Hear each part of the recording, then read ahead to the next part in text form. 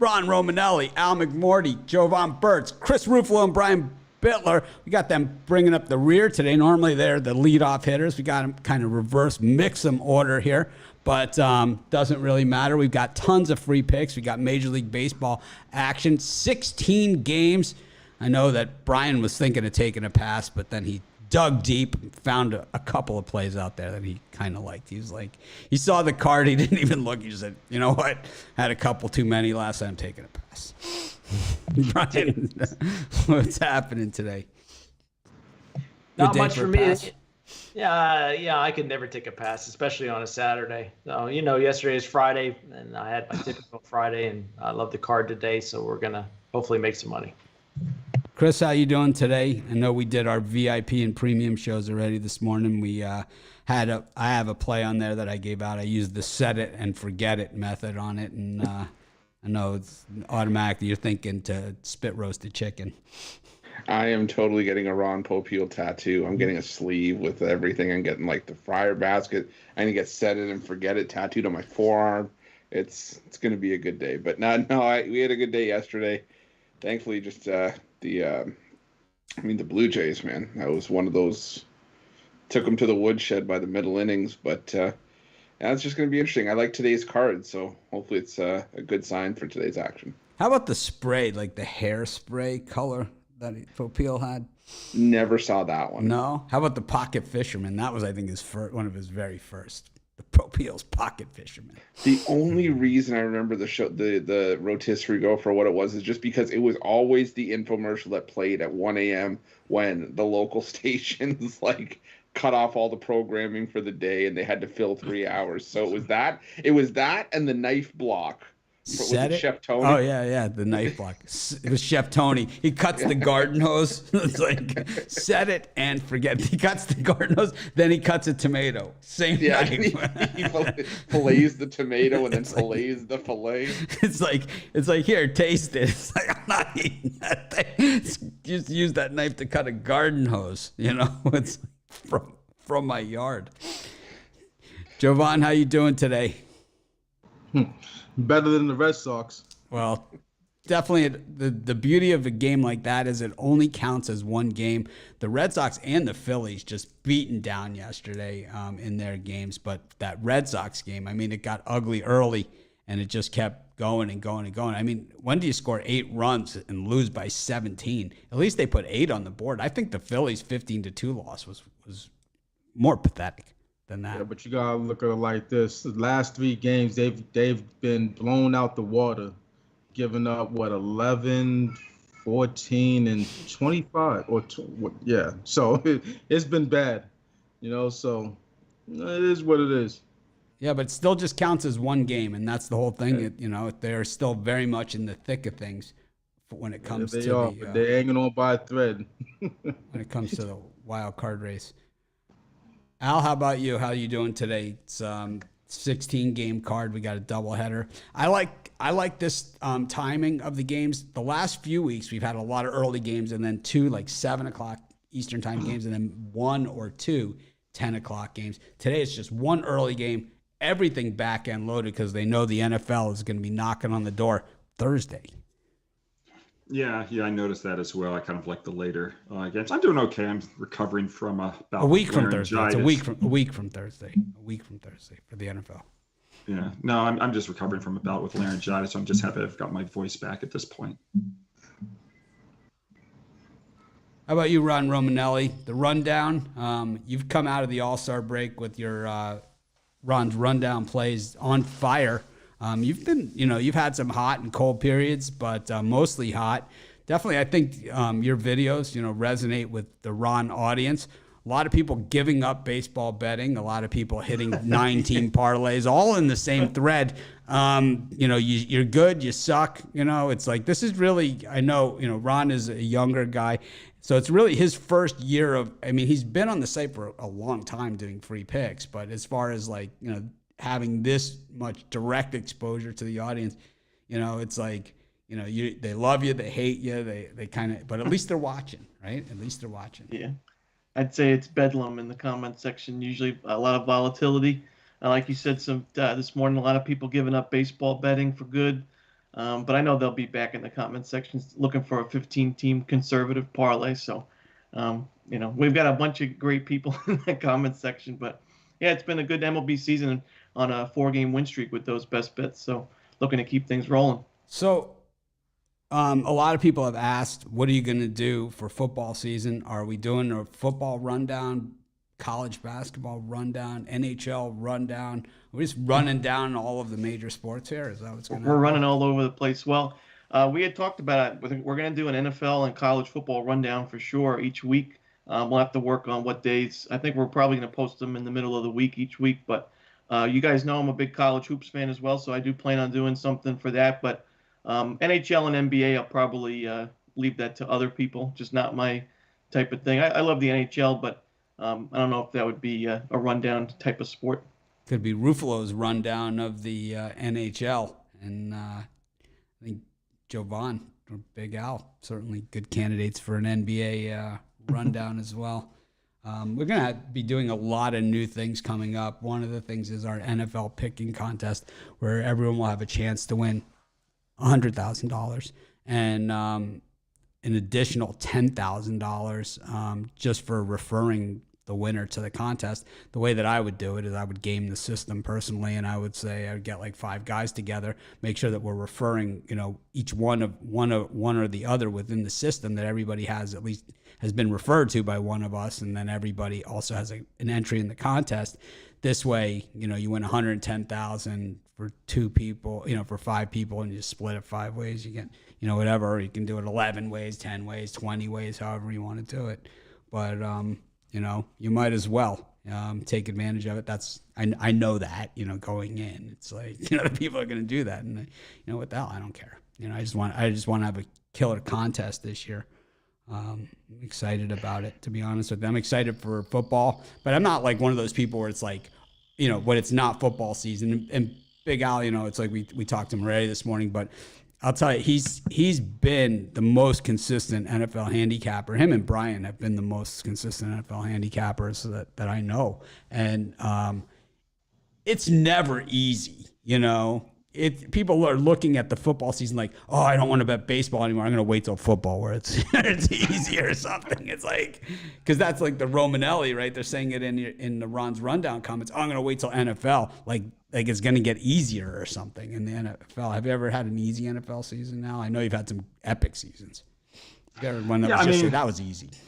I guess I'm just loath to even say anything is easy, even though like I've won 10 straight years in the NFL. That doesn't mean it's easy. That just means, you work hard and, you have good fortune, but nothing is easy, because if it's easy, then yeah, just go, take a wheelbarrow up to, the front desk at Caesars and put down, $200,000 on a, Thursday night football game if you think it's easy. So, no, it just takes a lot of hard work, and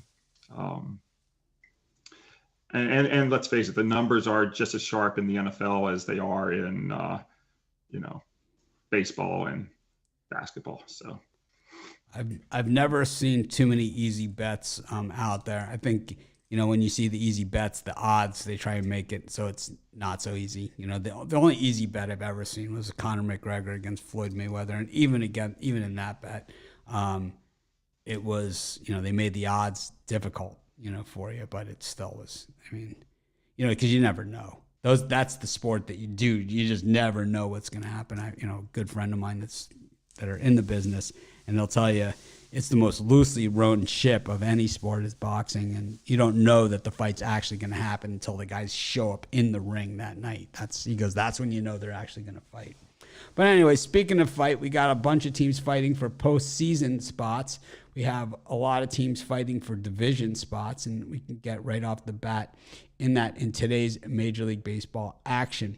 We've got the Chicago White Sox taking on the Guardians. It's game 1 of the doubleheader, and this is a gigantic series. The Guardians got the win last night. These teams both competing for wild card and for the division. This is the tightest division out there with 3 teams right there at the top. Then you've got Justin Verlander after the All-Star game pitching in Seattle against Logan Gilbert, who's a great young pitcher, but a decade worth of beating teams up after the All-Star game. If Verlander throws a 2-hitter today, is anybody shocked? And then you've got the Red Sox just trying to pick up the pieces. Jovan, I don't know, did any position players pitch in that 25-8 contest last night? Normally that's I have no idea. I was actually running some errands, and I saw the game on the big screen. We'll have to check it out because normally those are the type of games where, like, the center fielder will come in and pitch an inning. I think Jose Canseco. I only caught it when it was 11-0 in the fifth or whatever they scored all those runs. I caught it just on a quick fast, and I was just like, yeah, okay, and moved along with my night. Well, Ron, I can tell you, no position players pitched for the Red Sox last night. Actually, I think third baseman did. All right, okay, maybe one then. Yeah, I know they used about inning. six pitchers. I know they used at least. Well, Ron, what do you think of these 3 games? Well, it's tough to bounce back from that kind of loss. I like the Blue Jays in this spot again. I think Alek Manoah's been sharp in 2022, 10-4, 2.28 ERA.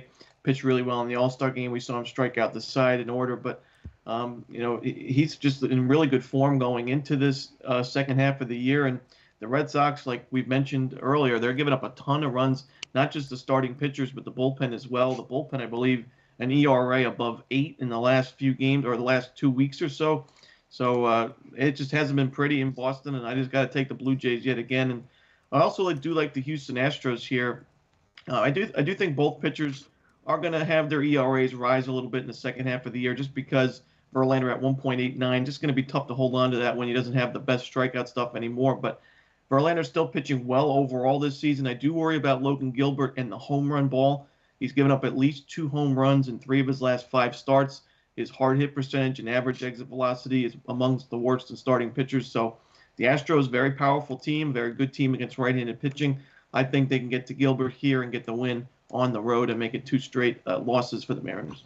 For the bulk of his career, Justin Verlander was always a not very good first half pitcher. And the second half of the season was always Verlander time, and so, coming off the injury, maybe he does have the strikeouts. So we're going to find out over the next couple of months because this is when he's traditionally been at his best. Al? Well, I have a feeling that my good friend Brian's going to join me on this opinion. But, after getting 28 runs on 29 hits, I think it's almost like a knee-jerk reaction for me to take this game under the total. And then when you take a look at what, what Manoah's done on the road, in his career, the Blue Jays 15-4 under in his 19 road starts, including 8-1 under this season. So off that offensive explosion last night, and by the way, I think there's no one happier than me to have had Montoyo get fired because of my futures bet on the Blue Jays. I mean, they were dead until they fired their coach. So hopefully this is just going to keep on going. But I'm going to take the under in this game. Jovan?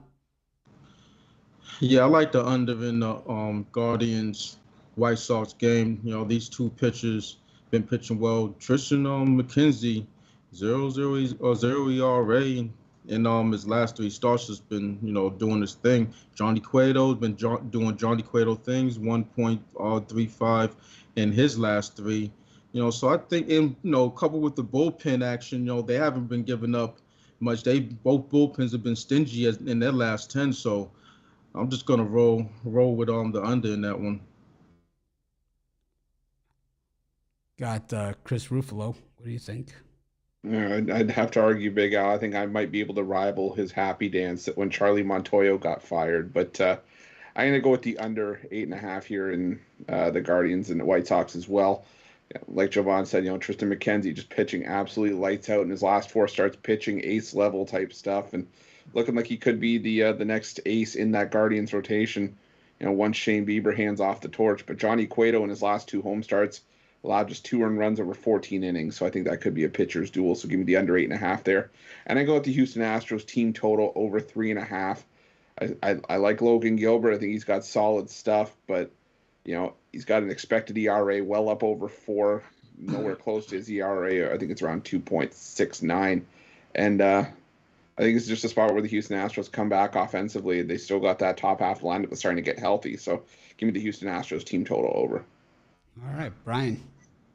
Yeah, I absolutely love this 3-game slot. Could go with all of them here, but I'll cut it down to just I'm going to take the Boston Red Sox here in the money line to bounce back. I totally agree 100% with what Big Al said earlier.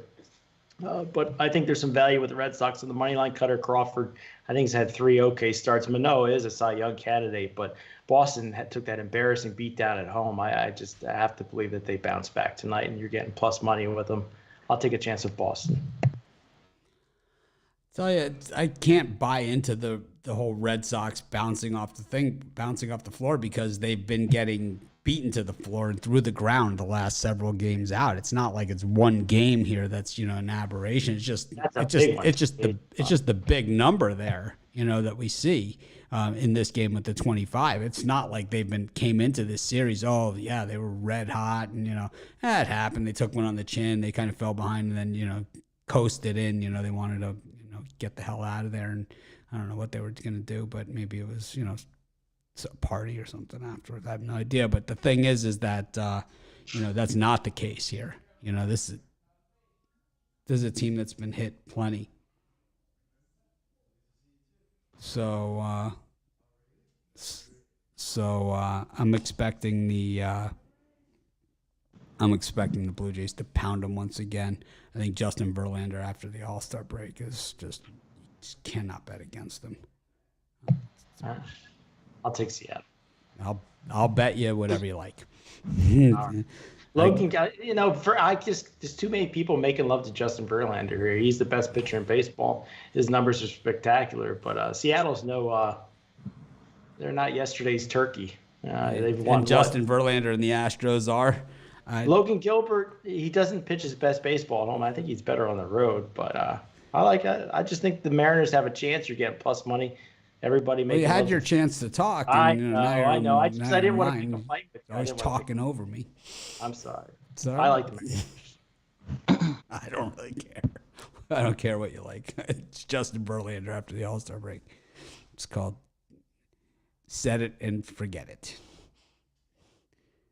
It's the Betty Crocker Easy Bake Oven. Doesn't get any easier than that.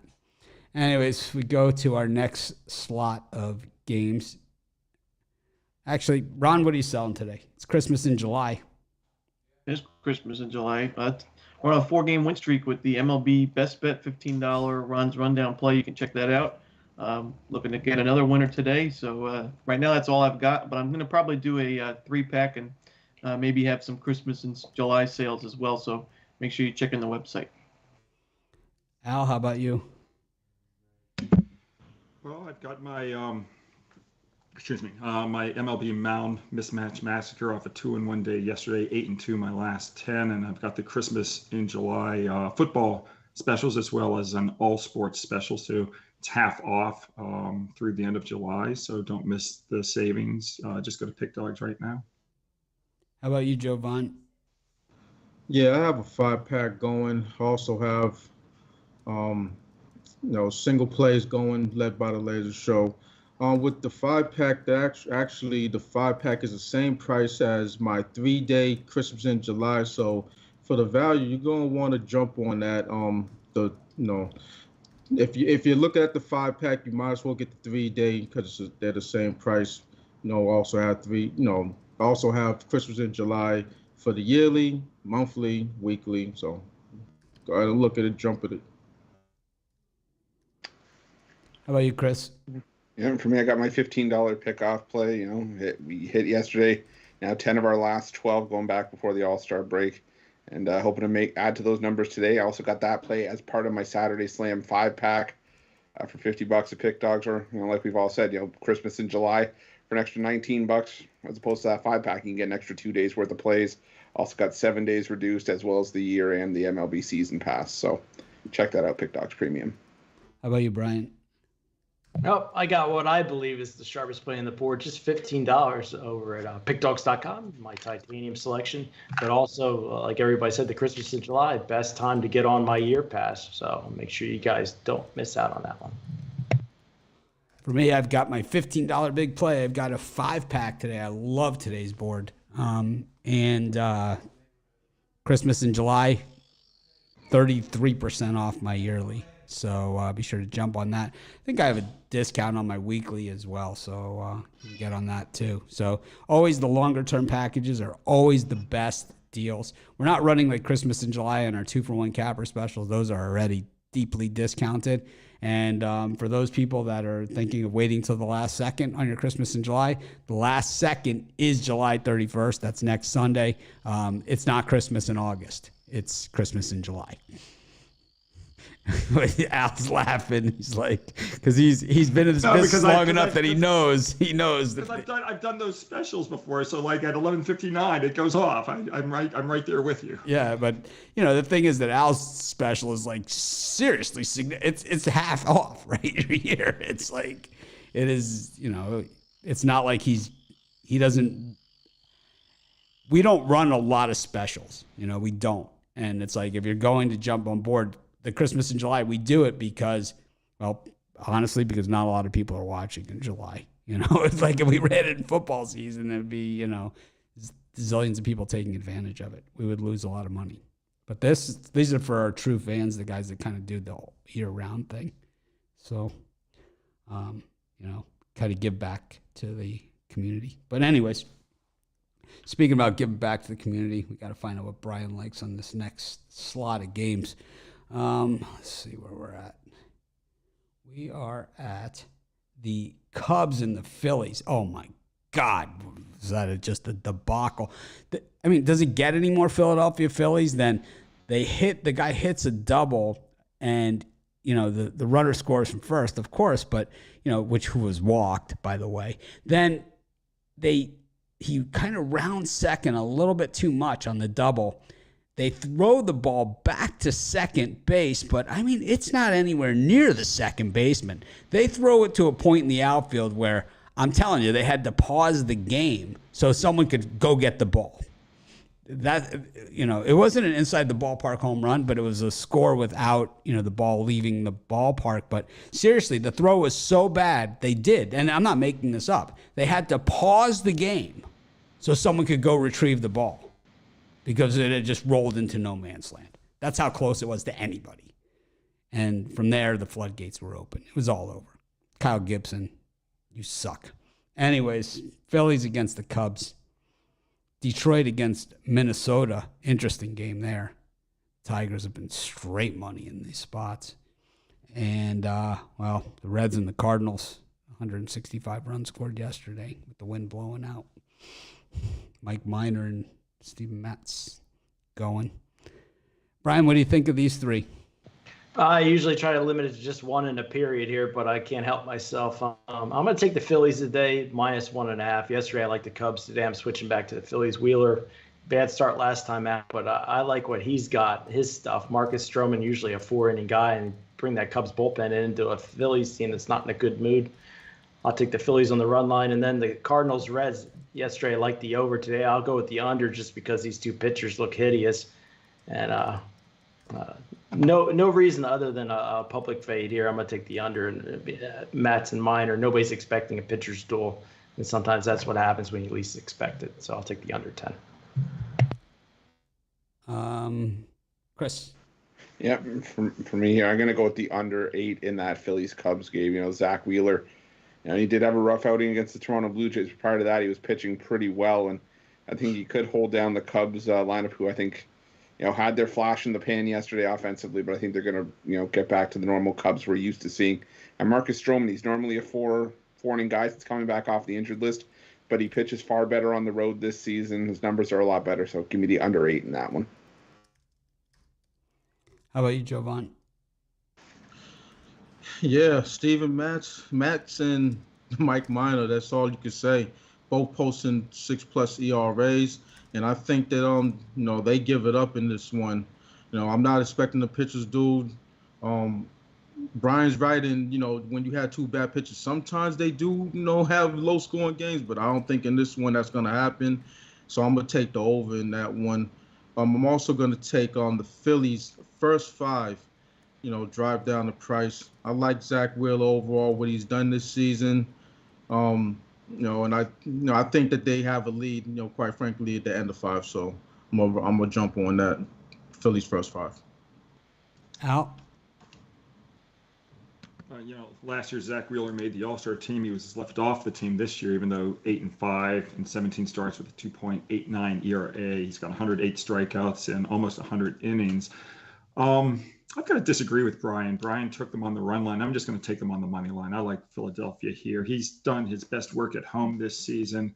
A 1.62 ERA with a 0.84 WHIP at 9 starts compared to 4.50 ERA on the road. So I'm going to take the Phillies on the money line. Ron? Yeah, I'm going to back one of my favorite pitchers in Steven Matson, the St. Louis Cardinals. I'm going to lay the run line, try to get some plus money on our side. When you look at the Cincinnati Reds offensively, overall this year they've been good against left-handed pitching, but as of late, not so much. You look, they're outside the top 15 in team OPS against lefties in the last month. They're 23rd in isolated power, while the Cardinals inside the top half of the league against lefties in both statistics. Steven Matz has an ERA above 6, but an xFIP at 3.00, an expected ERA at 3.91 in 37 innings. So I do expect the luck to a little bit be more on his side as the season continues. A 350 BABIP is just not sustainable. So I like him to have some sharper starts in the future, and I think the Cardinals get a bounce-back win here against Mike Minor, who's really struggled with Cincinnati, 1-6 with that 6.21 ERA, giving up 12 home runs already in only 42 innings. So I think the Cardinals get to him early. The Reds have one of the worst bullpens in baseball, so I like St. Louis to run up the score here. I'm with Romanelli on that one. I think St. Louis, you could lay some alternate lines with Mike Minor there. Steven Matz is, not as good a pitcher as Romanelli makes him out to be. I know he's a fan. I think they're from the same neighborhood or something. No, I just don't think he's as bad as everybody makes him out. I don't think he's very good. He's from Queens. We go to the same bagel shop. It's like, He's actually from Long Island, but he's a Matz. It's a homer pick for Romanelli there. And, I have very little faith in him. But I have less faith in Mike Minor, who I don't believe deserves to be in the major leagues right now. I think that these pitchers like Mike Minor, Blake Snell, they should take a look at what the Rangers are doing with Matt Moore, and that is where these guys belong. A couple quality pitches, but I don't even think they can do that because remember when the Giants tried that with Chris Stratton? Whew, boy, was that expensive for me. Anyways, I just think that that the Cards are probably going to hit Minor pretty hard here, and I think that you could probably do some home run props in this one as well with the first early part of the lineup, like America's first baseman Paul Goldschmidt. I also like the Tigers here. I kind of was leaning towards the Twins when I did the video yesterday on this one, but then I looked at the streaks and angles over at our betting tools this morning, and man, the Tigers really, really are loaded up on this one. Wins as home dogs 6 in a row for the Detroit Tigers, and covering the run line as home dogs 6 in a row here for the Tigers, only at minus 115 odds here. You want to talk about the under the radar special, the betting tools unveiling it for everyone to see. 3 strong streaks and trends here, all leaning towards the Tigers in this game. I'm going to take the Detroit Tigers. I'm going to buy into the betting tools in this one. I'm going to say yes to the betting tools. Say yes. All right. Going against my guy Joe Ryan. He's walked a bunch of guys, and he's frustrating for me. I'm going to go with the Tigers and the betting tools over Joe Ryan. Go with our next slot, and it is the Pirates and the Marlins, the Yankees and the Orioles, and the Mets taking on Blake Snell and those Padres. Big Al's a big Snell guy. Ron, what do you think? Yeah, the Miami Marlins, they got the win yesterday, but their offense overall has really struggled recently, and especially against left-handed pitching. That's been the case all season long for Miami. I just can't, even though I'm not a big Jose Quintana fan, I just can't back the Marlins on the road here. It was promising to see them score 8 runs yesterday, but I'll have to see a consistent effort offensively before I start backing the fish again, especially when they're the favorites here. So I'll take a small lean with the Pittsburgh Pirates at home. Al? I mean, you know what my pick is, Mitch. I mean, Blake Snell laying the run line. What? Laying the alternate run line with Blake Snell. I mean, there's no I was salivating, just because. Well, at one level, I want to bet on the Mets because they've been like the best team this year off a loss, right? I mean, they're 26-9 off a loss. They've only lost 3 in a row once this season. They're on a 2-game losing streak. So of course I'm going to look at the Mets, and then they've got Chris Bassett on the hill. His teams have gone 31-11 when he's installed as a favorite, and Blake Snell 1-9 this year is their record with him on the hill. Yeah, Mets easy. Oh, we can't use the word easy. Just Mets. Stone cold lock. We prefer stone cold lock 3-team parlay. Jovan, what do you got? Yeah, I'm gonna run with this Yankees Orioles over. I expect some runs in this game. 96 projected temperature out there, wind blowing out to left center, and I think the Orioles get the Garrett Cole some. They've already faced him twice this season, I believe. And Jordan Lyles, I expect him to give it up as well. He's had one bad start, one good start against the Yanks. So, and the Yanks bullpen hasn't really been up to snuff in their last 10 games. So, I'm gonna take the over. I think this gets over the 8.5 that is currently at. Al? Oh, you went, Chris. I thought you wanted him to double. I thought you wanted him to double up on the Mets again. I'm going out. I'm doing it's kind of like the S fantasy draft. That Brian knows this stuff, and Ron. I'm not my thing. The snake, if you will. But yes, I'm gonna go with the Mets as well. I can't reiterate much more than Big Al already said. I mean, this is just a prime spot to fade Blake Snell. You're getting one of the better teams in baseball, at least the best team right now in the NL East to do it. And I think the Mets want to bounce back after letting a golden opportunity slip last night with Max Scherzer pitching. So give me the Mets in this one, fading Blake Snell more than anything. And Brian. Yeah, I'm going to sound like a broken record, but if there's a thing called a lock today, I think it's a free pick. I think the New York Mets here, even at minus 150, Chris Bassett's been very solid over his last 5 starts, and Blake Snell, I just think there's no way you can't take the Mets today. I love this pick. Mets money line for me. I like the Marlins in this one. Once again, I'm going to defer to the betting tools who love the Marlins in this one against the Pirates, who just, I don't know. I think Quintana's fading, but just my opinion. I mean, the Marlins have covered 4 run lines on the road, so a lot of value there. Go to our next set, and it is the Royals and the Rays, the Brewers and the Rockies, and the Dodgers and the Giants. And I'll start this one off. I'm just going to say the betting tools straight money on this stuff again on the streaks. Yesterday, I pointed it out on the live show and on my 7 free picks and just about everywhere else I could say it, is that the Brewers are absolutely hideous on the run line against the National League West. Really one of the worst. Well, the best. They win the games, but they don't cover the run lines. And it has been something that we've been riding it. It's like they're winning games as favorites, but they're not covering these run lines. And it is now, let's see, how many in a row is this? 9 in a row that they have not covered the run line against the National League West. I mean, getting plus money on the Rockies here again. Got it yesterday. We got plus money on that run line. We're going to get it again. We're just going to continue to ride this mule, as they say. 9 in a row. Maybe the streak was made to be broken. Romanelli. So you said Rockies, Brewers, Rays, Royals, and Dodgers, Giants? Rockies, we said it was the Brewers, Rockies, Dodgers, Giants, Rays, Royals. Exactly. Gotcha.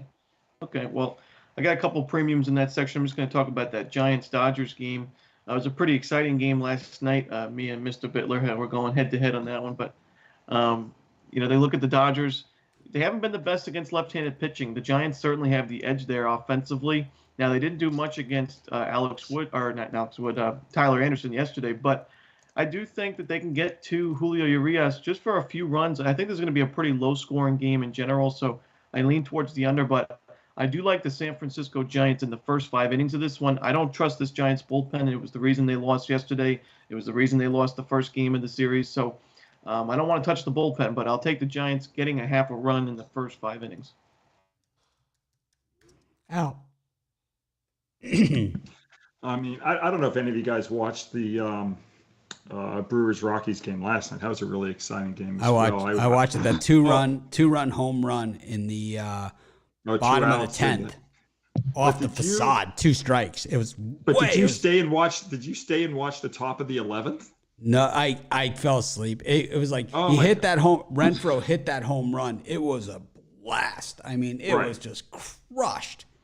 So I had Milwaukee. We got totally lucky because, I mean, if in the top of the 11th, they put the guy on second base to start the inning, and I saw they called him out at third, and he was safe. I saw that. I saw. I mean, he went for the tag, and it went right between the guy's arm. He like slid in like this, and it came in between here, and he tagged his chest, but even both hands were already on the bag, and they reviewed it.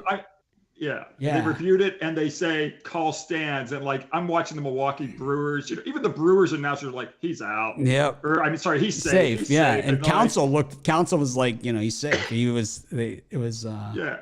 I mean, it's like, and that's one of the reasons why I've always kind of been against replay, because they screw up on the replay too. It's just, you know. Anyway, I think they couldn't see. I think on the replay and the only way that I can imagine is they couldn't see is if it maybe hit his arm while coming through, or it didn't. They couldn't see it. I mean, I don't know how. It was crystal clear that the glove was straight up the middle between the 2 arms. I don't know. I don't know. Look, if you're trying to say like I'm not sure, yes, you are fucking sure. He was fucking safe. I mean, it's just. Anyway, it was a gift from God. So, but you know, with that being said, there's no saying that they're, you know, in a game like that they're going to score the run there or anything. No, you know, there's not. But I mean, it's still you got first and third with nobody out. You'll take your chances. But great, that was a great game. Very lucky win for Milwaukee. I'm going to come back with Milwaukee again today. You know, here Brandon Woodruff on the mound. He's done his best work at home this season compared to on the road. At home, 4-0 with a 2.20 ERA. On the road, it balloons to 5.26. His record is level 3-3. So I'm going to take Milwaukee, especially off that extra inning win last night. Jovan? Yeah, so I'm gonna look at this Tampa Bay KC game. Tampa Bay's won 6 of their last 7. And I just think that they're one of the teams, you know, they're really in the thick of it. 11 games over 500. And, you know, I just think they find a way to win. Even with Luis Patino going, you know, for I believe it should be an opener's role for him, because he's not a viable pitcher to don't go deep in a game. But even with that, I believe they get the job done in this one and notch another win under their belt. Chris? Yeah, I'm gonna go with the Kansas City Royals here. It's not my strongest play here, but I do lean towards the Royals because I think Patino's gonna be the best shot for the Royals to get a win here. And Brady Singer, a lot of times this season has been the Royals' best shot at maybe sneaking out a win. So I'm gonna go with the Royals in that one. I also lean towards the Rockies plus 1.5 in that one. Brian? Yeah, for me, I hate to go against my friend Jovan here, but to me, it just looks like they're begging for Tampa Bay money. Singer's Royals' best pitcher, best chance at a win. Rays I think they're 2 games under 500 on the road. Rays do need them more, and these are typically the games in the past that they would win. But I think at this price, it screams Kansas City, so I'm going to take the Royals here. All right, go to our next segment. And we've got let's see where we're at. All right, go to the next segment. We have got the White Sox and the Guardians game 2, and the Braves and the Angels. We've got the Diamondbacks and the Nationals, and the A's and the Rangers. We'll just bring it home. Ron? Yeah, you know, that Nationals Nationals D-backs game.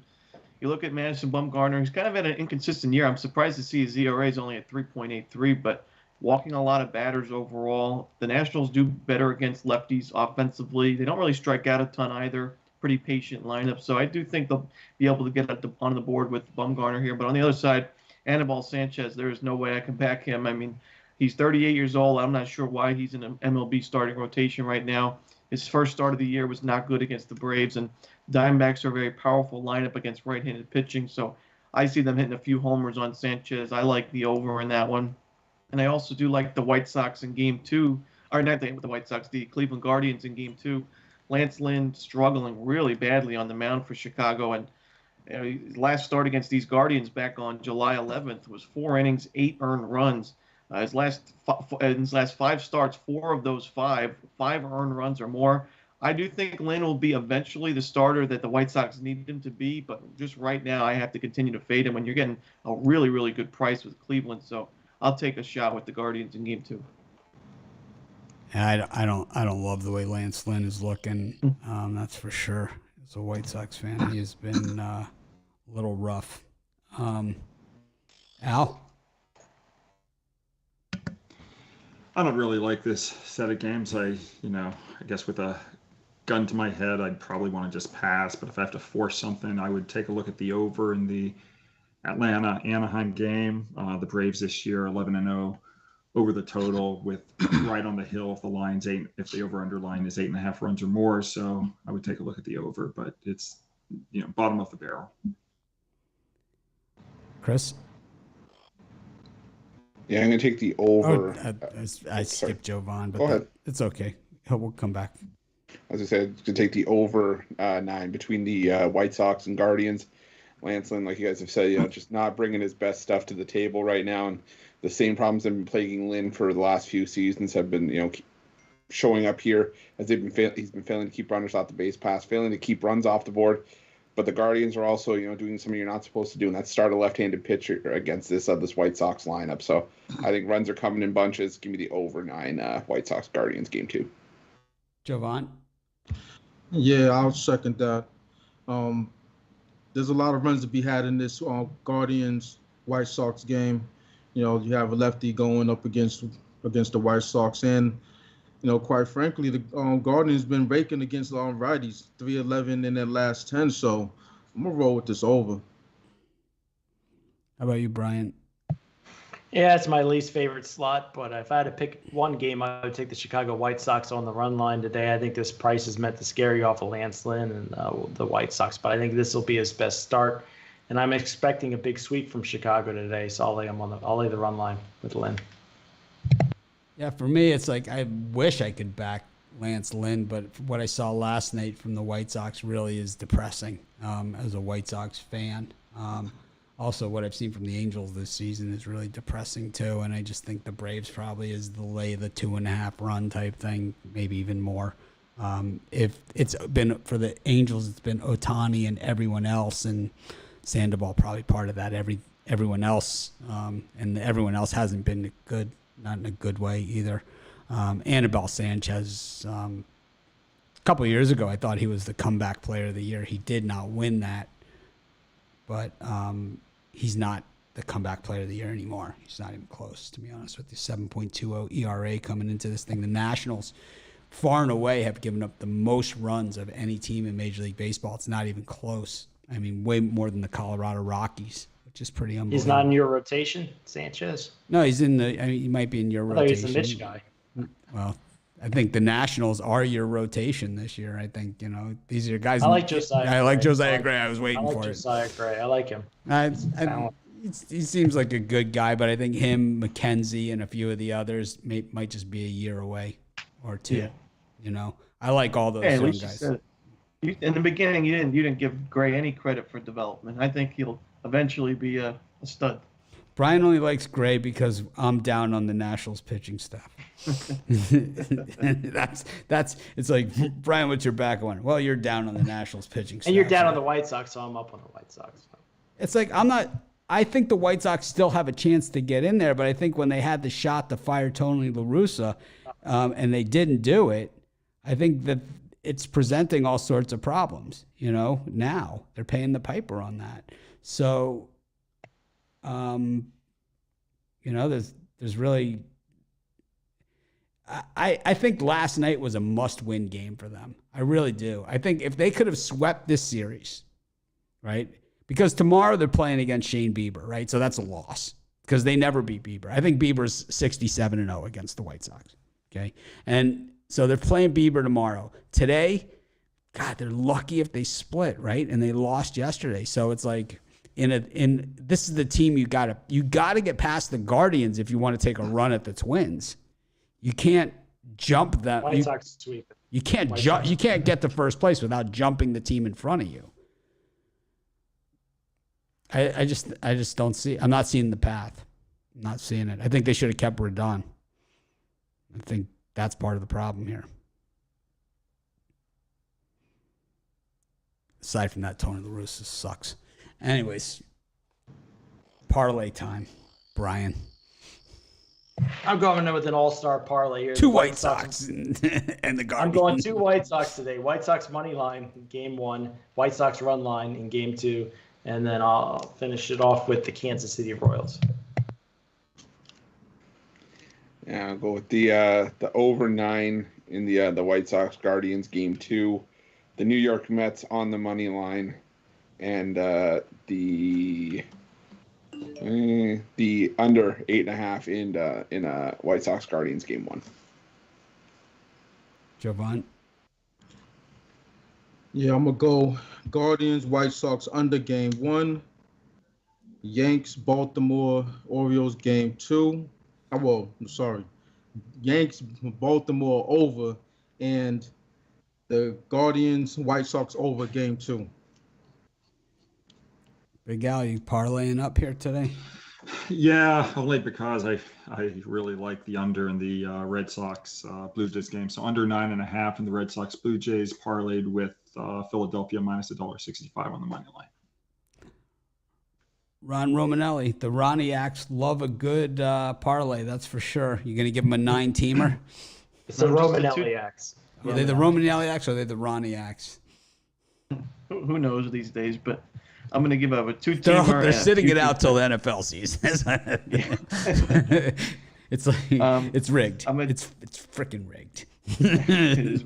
I love that it's freaking rigged. I mean, I've been in this business for like 15 years or something. I still never get sick of it's freaking rigged. If the Yankees and Dodgers don't win every night, it's rigged. It's rigged.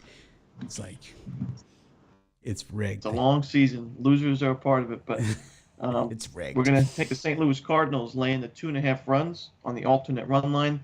I'm going to take the over in the Nationals D-backs for a 2-team parlay, and my futures bet Steven Matz to win the Cy Young in the National League.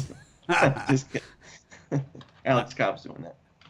I'm going to take the Cardinals minus 2.5, the Braves minus 2.5, and I will take the Oakland A's with Caprillion against Matt Bush. Another strong trend in our trends section, streak section over at the betting tools. Says to take the Oakland A's in this one. Rangers 0-5 as road favorites. Not good. Matt Bush is pitching today too, so that's I don't think he's the answer they've been looking for. But anyways, thanks everyone for joining us. We appreciate each and every one of you. Make it a winning day. Be sure to check out those Christmas in July specials, because once July is over, it is over. It's not Christmas in August. It's not whatever. We'll have other things. We'll have football season packages and we'll have whatever, but you still will not get the pricing deals that you get in Christmas in July. You will not. So anyways, make it a winning day. It's going to be an awesome day. And we'll see you guys tomorrow morning.